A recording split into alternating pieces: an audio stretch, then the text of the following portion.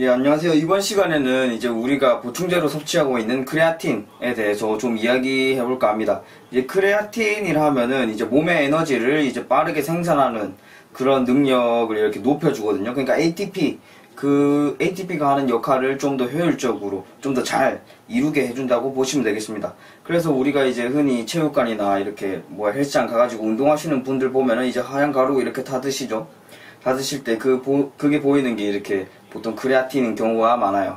이제 그리고 뭐 이제 노익스 같은 부스터나 이런 부스터에도 이제 크레아틴이 좀 함유되어 있고 뭐 이런 경우를 이제 우리가 볼 수 있습니다. 크레아틴이 그러면 이런 크레아틴을 복용하면 좋은 점이 무엇인가? 이제 아까 말씀드렸다시피 근육의 힘을 향상시키는 역할을 합니다. 이제 크레아틴의 역할은 여러 이제 연구 결과에서도 이렇게 나와 있거든요. 이제 뭐 젊은 사람뿐만 아니라 이제 노인들에게서도 이제 신체의 강도를 높이는 것, 그 다음에 체력을 좀 완만하게 이렇게 높여주는 것, 막 급상승 시켜주고 그런 건 아니지만 어느 정도 이렇게 향상시켜주는 효과가 있다, 이렇게 보시면 되겠습니다. 그렇다면 크레아틴을 먹으면은 근육량이 늘까, 체중이 늘까, 벌크업이 될까, 이런 부분은 또 다른 문제입니다. 크레아틴을 이렇게 섭취하면은 일단 체중이 느는 거를 확인할 수가 있습니다. 근데 그 부분은 사실 근육량이 늘었다, 이렇게 보시기가 어렵습니다. 왜냐하면은 크레아틴을 섭취하면은 이제 근육의 원래 굉장히 많은 양의 수분을 포함하고 있습니다. 근데 이 크레아틴이 하는 역할이 이 근육이 좀 더 물을 더 많이 품게끔 이렇게 합니다. 그래서 크레아틴 먹으면은 몸에 수분 찬다, 이런 이야기가 여기서 나오는 겁니다.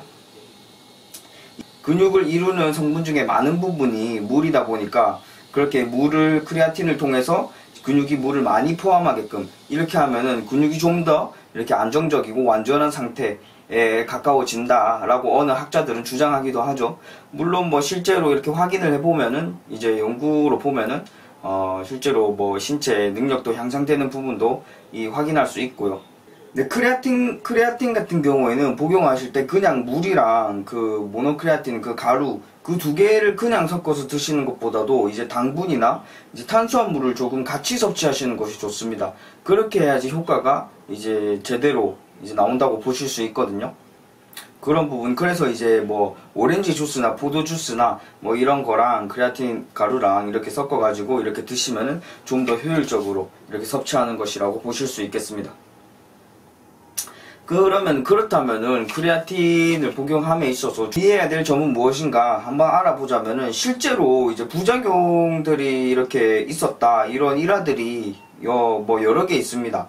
뭐 이제 심장이 손상됐다라든가 심장 문제가 있다, 뭐 근육 경련이라든가 뭐 탈수, 뭐 설사 같은 등의 증상을 호소하는 경우가 있다, 뭐 이렇게 제시되는 경우가 있는데 그 경우가 사실 이제 좀 드물고 되게 뭐 일화적인 부분, 그래서 이제 많은 부분 중에 극히 극소수에서 그런 문제가 나타나기 때문에 이제 크레아틴 복용, 뭐 크레아틴 유통이나 이제 복용을 금지시키기는 힘들다, 이렇게 판단한 것이라고 볼 수 있겠죠. 실제로 크레아틴 같은 경우에는 음식물에 굉장히 많습니다.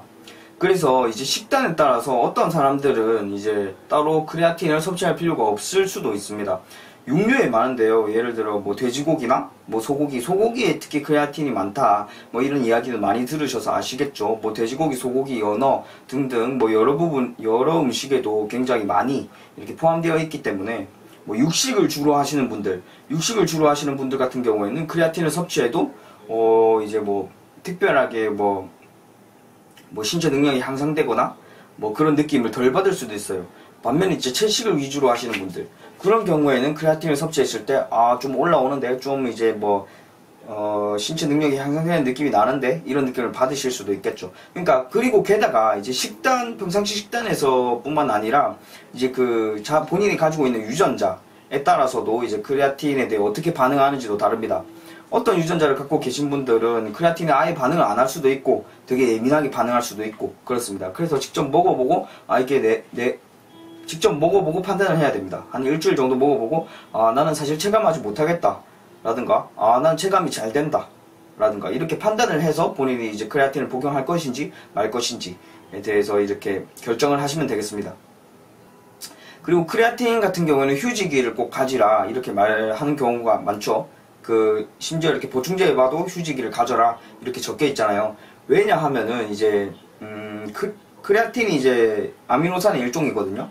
크레아틴이 분해되면서 이제 크레아티닌이라는 게 생깁니다. 이것은 이제 뭐 크레아틴을 쓰고 남은 그런 이제 뭐 찌꺼기, 뭐 노폐물이라고 보시면 되겠는데, 이 노폐물을 어디서 거르냐면은 신장에서 거릅니다.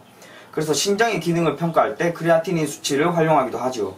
그래서 크레아틴을 계속 이렇게 꾸준히 복용하다 보면은 이제 크레아틴인 또 이제 쌓이게 되고 신장의 기능에도 무리를 줄 수 있을 것이다 라는 이런 판단 때문에 크레아틴은 휴지기를 갖추시는 것이 필요하다 이렇게 보시면 되겠습니다. 그리고 크레아틴 섭취 같은 경우에는 이제 신장 기능에 문제가 있으신 분들은 이렇게 좀 잘 알아보시고 이제 전문가와 상담을 한 뒤에 그 뒤에 이제 복용을 할지 말지를 결정하시는 것이 좋겠습니다. 네, 오늘 여기까지 하겠습니다. 아니다. 네. 그리고 한 가지 더, 크레아틴 같은 경우에는 이렇게 운동을 안 하고 그냥 복용하면은 살이 찔까요? 크레아틴 때문에? 뭐 사실 그렇진 않습니다. 뭐 지질 대사, 뭐 지방을 뭐 채우고 뭐 이렇게 합성하는 그런 대사에는 크게 관여한다고 보기는 어렵습니다. 다만 크레아틴을 활용하려면은 이제 뭐 적절한 식단, 네, 훌륭한 식단과 이제 훈련이 필수적이란 겁니다. 훈련도 안 하고 크레아틴만 그냥 먹으면은 그냥 좀 이제 돈 들인 쓰레기를 만드는 겁니다. 돈 들인 오줌, 돈 들인 뭐 대변, 뭐 이런 걸 만드는 것이고, 사실 굉장히 낭비적인, 소모적인 일이라는 거죠. 그래서 크레아틴을 섭취하시려면 운동을 열심히 하시라 이 말입니다. 네, 오늘 여기까지 하겠습니다. 감사합니다.